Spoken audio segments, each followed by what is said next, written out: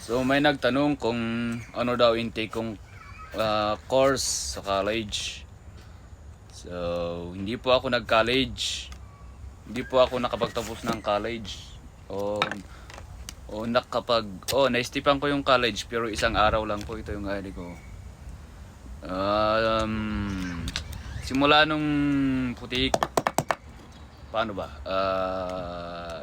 Isang araw lang pong pasukan to. Nabigyan po ako ng ID nga. Nag-enroll ako. Isang araw na pasukan tapos ayun, may schedule na sa flight.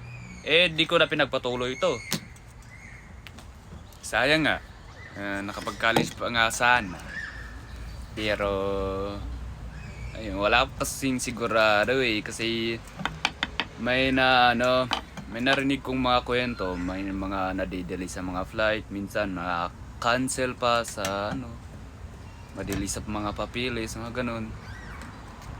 Ay yun, nag-enroll po ako as another option ba.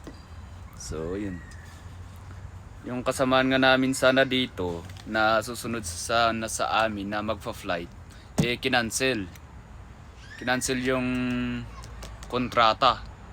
Hanggang ngayon hindi pa rin nakapunta rito. So ayun po lang guys, walang sigurado.